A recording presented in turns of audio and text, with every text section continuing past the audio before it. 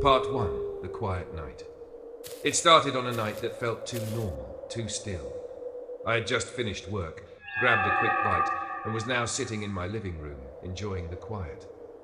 The type of night where everything seems to be in perfect order. No plans, no interruptions, just me and the dim glow of the television screen. The house was peaceful. The only sounds were the occasional creak of the old wood underfoot, a natural consequence of the place's age. The kind of home where nothing ever seemed out of place. Or, at least, that's what I thought. I sat back, the silence wrapped around me like a blanket. My cat, Luna, was curled up on the couch beside me, dozing peacefully. It was a typical night until the first odd thing happened, just a faint sound like something scraping against the walls. I froze, straining to hear it again, but it didn't come. I brushed it off, maybe just the house settling. But Luna's sudden attention toward the door caught me off guard. She wasn't one to act skittish, yet there she was, staring intently at the hallway, ears perked, her body rigid. I felt a chill slide down my spine, but I shook it off. It had to be the wind, or perhaps my mind playing tricks on me after a long day. The night continued, and I tried to dismiss the unsettling feeling that lingered just under the surface, but something was off. As I turned off the TV and headed for the kitchen to get some water, I heard it again, a faint rustle, like the sound of footsteps just beyond the doorway. I stopped dead in my tracks, my heart picking up speed. Luna's eyes followed the sound, her gaze tracking something in the hallway. I slowly made my way to the door, not wanting to look, but something in my gut told me I had to. Nothing. The hallway was empty. I shook my head, my pulse still racing, trying to make sense of the situation. Was it the wind? Maybe a neighbor walking down the stairs? Or, no, this was my place, and I knew I was alone. Yet there it was, the distinct feeling that something wasn't right. I walked back to the living room, trying to rationalize the fear gnawing at me. Luna followed behind, still acting strangely, and I couldn't shake the sensation that someone else was in the house. I tried to distract myself, flicking on the lights and turning the radio on to fill the air with some noise. But every so often I'd catch a glimpse of something, just a flicker in the corner of my eye. It was never clear enough to identify, but the feeling of being watched grew stronger by the minute. I couldn't explain it, but I felt it. Something was there, watching. Part 2, Unsettlings. The unease didn't go away, it only deepened. It had been a few days since the initial strange experience, but I couldn't shake the feeling. I tried to go about my routine, but every time I stepped into that hallway, my skin crawled. Luna, too, seemed more on edge. She would sit near the door, staring at it for hours as if waiting for something or someone. One evening, I decided to go to bed early, hoping sleep would ease my nerves. But that night, the noises escalated. Soft, deliberate knocks echoed from somewhere deep in the house. First from the living room, then from the hallway. I lay in bed, heart pounding, hoping it was just the house settling. But no. The knocks were too precise, too rhythmic to be anything natural. My body went rigid as I listened to them, waiting for them to stop. Each time they would pause, I would try to convince myself that it was just my imagination, but then they'd start again, closer now. I was too afraid to move, too afraid to even breathe. I could feel the tension creeping up my spine, the hairs on the back of my neck standing on end. And then, something I hadn't expected, my phone buzzed on the nightstand. I nearly jumped out of my skin. The message was from a friend of mine, someone I hadn't spoken to in weeks. The message simply read, "Is everything all right at your place?" I stared at the message, confused. What did she mean? Was everything all right? Had I mentioned something about feeling uneasy? No, I hadn't. But before I could even reply, my phone buzzed again, this time with a picture. It was a photo of my front door, taken at night, the faint outline of someone standing just beyond the threshold. The blood drained from my face. I shot out of bed and rushed to the door, flipping on the light and peering out the window. There was nothing. No one there. Was I losing my mind? The next day, I checked the security cameras. There was no evidence of anyone outside my door. No one had come near the house. Yet, the fear, the sense of being watched remained. I couldn't escape it. It followed me around, clung to me like a shadow. That night, as I sat in the living room trying to ignore the creeping dread, I saw it. The door creaked open, just a crack, as if something was trying to slip inside. I couldn't breathe. My heartbeat echoed in my ears as I rushed to the door, but when I pulled it open, I found nothing. Nothing but a deep, empty silence that swallowed me whole. Part 3. The final truth. At this point, I was running on pure adrenaline. I had checked every inch of the house. There was no one. Yet, there was something undeniable. The photograph. A photograph I hadn't seen before. It was sitting on the coffee table, face up. The image was blurry, grainy, but I recognized the place. It was the living room. My living room. The strange thing was, in the corner of the frame, barely visible, was a shadowy figure. It was almost imperceptible, like a distortion of the light itself, but it was there. My body went cold as I stared at it. How could this photo have been taken? The camera hadn't been set to take random shots, and no one had been in the house. Had someone been watching me for days? Weeks? My pulse quickened as I picked it up. The back of the photograph was scrawled with something. I'm always here, watching, waiting for you. The words felt like they were burning into my skin. I dropped the photo as though it had scalded me. I rushed to the front door, but when I opened it, I was met with nothing. The silence was suffocating. The house was still, but the air felt thick with a presence I could no longer deny. Had it been here all along? I couldn't shake the feeling. It wasn't just the photograph. It was the way Luna looked at the door, the way she would refuse to leave certain rooms. It was the way I now felt as I sat in that living room, staring at the empty hallway, waiting for the visitor to return.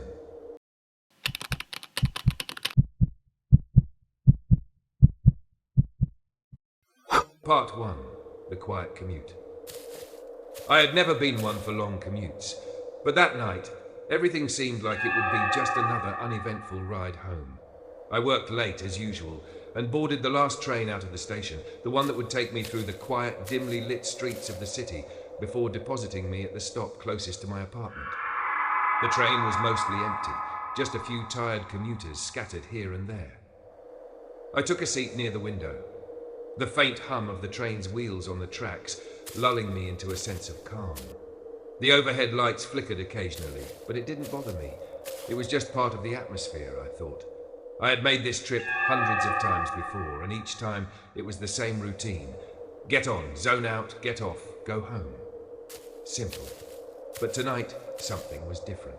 I had no reason to feel it at first, but as the train rumbled into the next station, the air seemed to grow stiller, colder, despite the fact that there were still people around.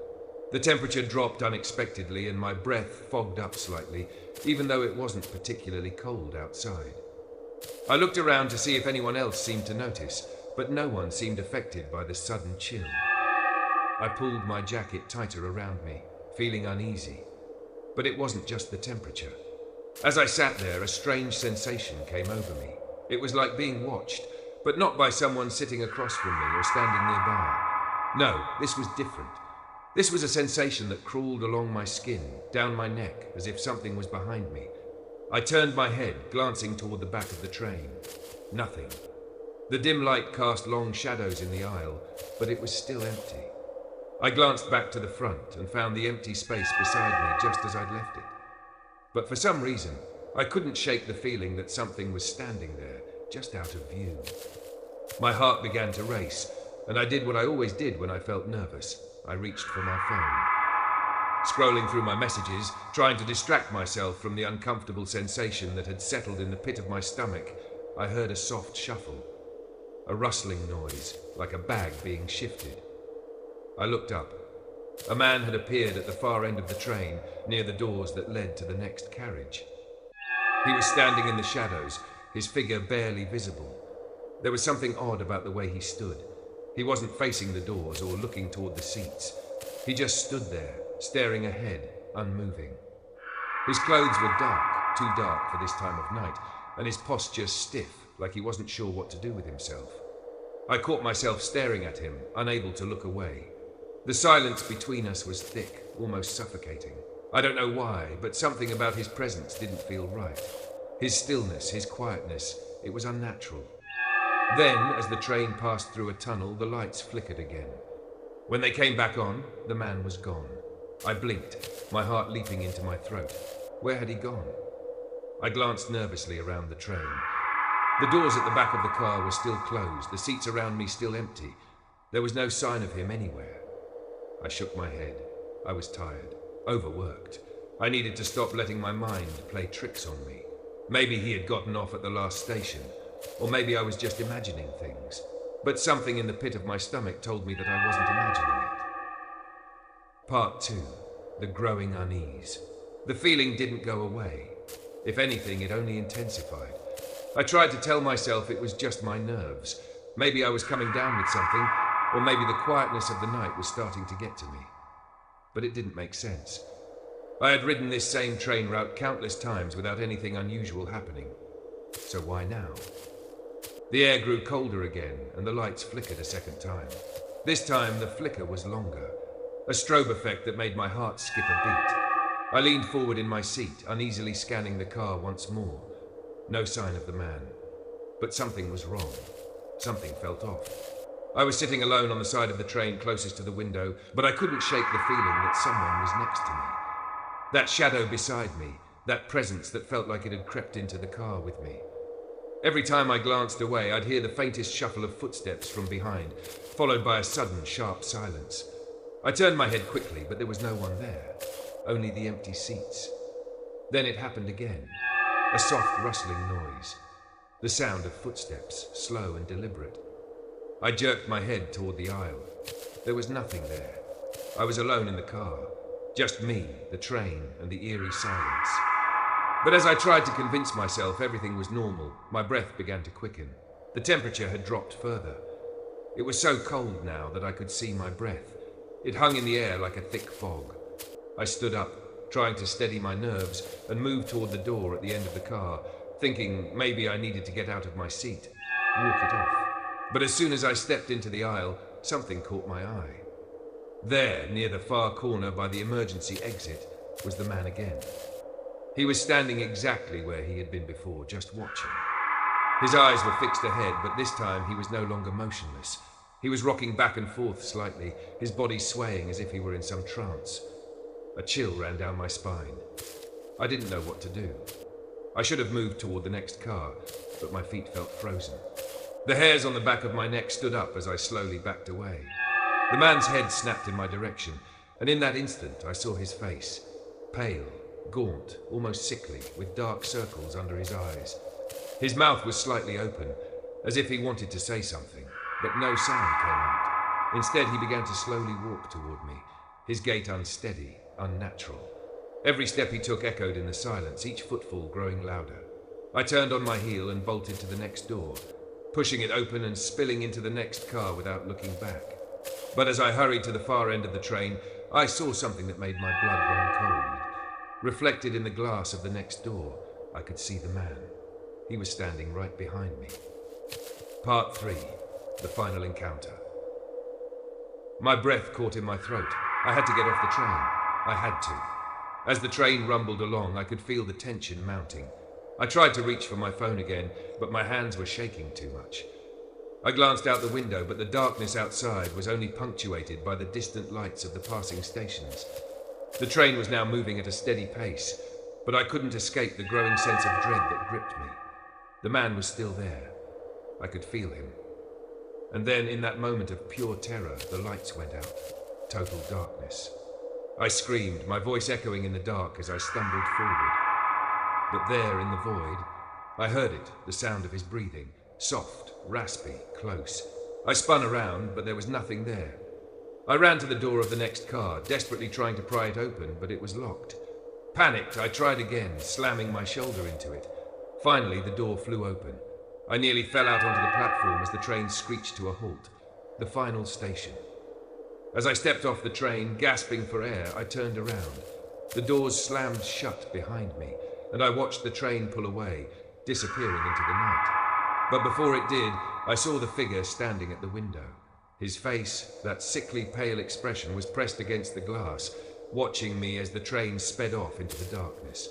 And I knew he wasn't just a passenger.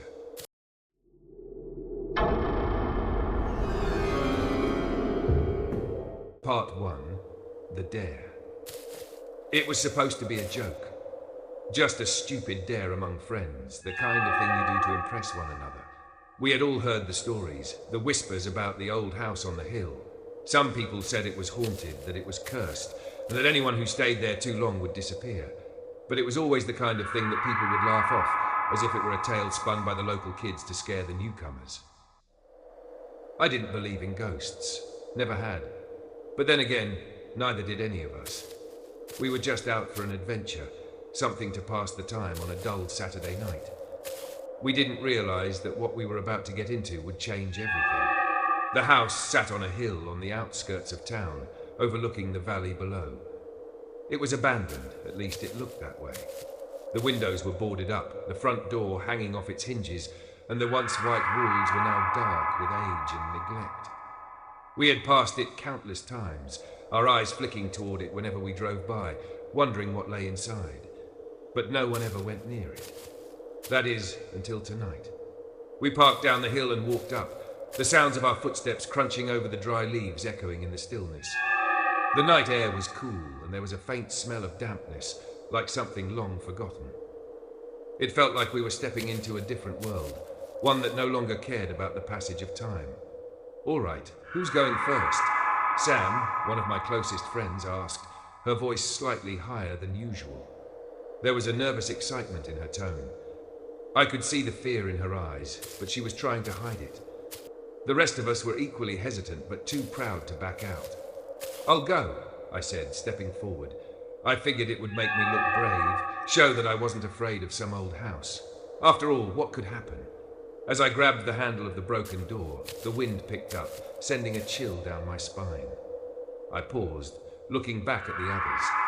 They were standing close together, their faces tight with a mixture of anticipation and fear. The door creaked open with a groan, revealing the dark, empty interior. A stale, musty odor hit my nose immediately, and the shadows inside seemed to stretch toward me. I stepped inside, and the others followed, their footsteps hesitant. We had no flashlight, no equipment, just our phones to light the way. The low light cast eerie shadows against the cracked walls. It was silent, too silent. The house felt like it hadn't been disturbed in years, as if it were frozen in time, waiting for something to wake it up. We moved deeper into the house, the floorboards groaning beneath our feet with every step. I tried to make a joke to lighten the mood, but even my voice sounded hollow, as if the house itself was swallowing it. We reached the hallway, which stretched far into the dark. The air was thick, almost oppressive, and I couldn't shake the sensation that we weren't alone. I stopped and turned to the group. "You guys sure about this?" I asked. But they were already looking at me, and I knew it was too late to back out now. We continued, exploring room after room, each more decayed than the last. The wallpaper peeled off in places, revealing long-forgotten scars on the walls. Broken furniture lay scattered around, abandoned, as though whoever had lived here simply left without a trace. That's when I heard it. A faint noise, barely perceptible. A scraping sound like something being dragged across the floor. I froze. It wasn't the wind. It wasn't an animal. It was coming from upstairs. "Did you guys hear that?" I whispered, my voice suddenly tight in my throat. Sam nodded, her face pale. "Yeah, but I don't think we should go up there," she said, her voice trembling slightly. But I couldn't help myself. The curiosity was too strong. Without saying anything more, I started toward the staircase. The others followed reluctantly, and we crept up the stairs, trying not to make a sound. The staircase creaked under our weight, each step a warning that we were pushing our luck. At the top, the air was colder. Colder than it should have been in a house that had been abandoned for years. My breath formed a cloud in front of me, and the hairs on the back of my neck stood on end. The corridor stretched before us, and in the distance I thought I saw something move, a shadow just at the edge of my vision. I blinked, and it was gone. I turned to the others. "Did you see that?" I asked, my voice barely a whisper. They looked at me with confusion, then glanced down the hall. "See what?" I wasn't sure, but I knew what I saw.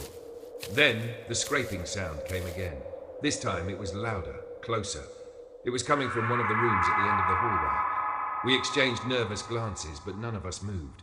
We just stood there, frozen, as the sound grew louder. It was unmistakable now, a dragging, scraping noise that seemed to get closer and closer. With a sudden jolt of fear, I realized it wasn't coming from the room. It was coming from the walls. Part 2. The Uneasy Discovery. The scraping continued, and it wasn't stopping. It was like something was trapped inside the walls, trying to get out. Every few seconds, the noise would stop, only to start up again, louder than before. I don't know why I thought it was a good idea to move toward the noise. Maybe I thought I could explain it away, or maybe I thought it was just a part of the house settling. But as I stepped forward, I couldn't ignore the growing tension in the air. It felt as if the house itself was alive, like something had woken up inside it, and it was now aware of us. I turned to look at my friends. Sam was shaking, her face pale, and the others weren't faring much better. We were all scared, but none of us wanted to be the one to speak up first. I reached for the door of the room where the noise seemed to be coming from. It was old and wooden, the doorknob rusted from years of neglect. I gripped it tightly and turned. The door creaked open with a loud groan, revealing a dusty, abandoned room. The smell of mold and decay hit me in waves, and I nearly gagged. But it wasn't the room that drew my attention. It was what was inside it. The walls were covered in strange, faded symbols, painted hastily in red. The floor was littered with broken glass and scattered papers, and at the far end of the room, something caught my eye. A large wooden chest sat in the corner, its surface marred with age and neglect. But what stood out most were the chains wrapped tightly around it, rusted and old. The dragging sound was louder now, coming from directly beneath the chest. "Why is there a chest chained up in here?" I asked, my voice shaking despite my best efforts to sound calm. Sam, who had stepped up beside me, gasped. "I don't know. I don't like this. We need to leave now." But it was too late. The scraping grew louder, and for the first time, I realized that it wasn't just a noise. It was a rhythm, a pattern. Someone was trying to get out. I slowly approached the chest, drawn to it as if some invisible force was pulling me forward. The chains rattled as I reached out and touched the lid. And then, before I could do anything, the lid flew open. Part 3, the final horror. The moment the chest opened, a cold, sickening wave of air rushed out, carrying with it a smell of decay, of something long dead. "What?" I recoiled, my stomach churning as I stumbled back. Inside the chest was nothing. Or at least it seemed that way at first. But as I squinted into the dark depths, I saw something. Something so horrifying that it made my blood run cold. There, curled up at the bottom of the chest, was a body. A person, barely recognizable, still wearing tattered clothes, but the skin was stretched thin, pale and decayed, like it had been there for years. The eyes were wide open, glassy, staring at me with an expression that was both empty and full of terror. Before I could scream, a sudden noise broke the silence. The door slammed shut behind us. We turned to run, but as I glanced over my shoulder, I saw the door, its handle twisting as if something or someone was trying to get out. The walls began to shift and groan, like the house was coming alive. We never made it out of that house, at least not the same way we came in.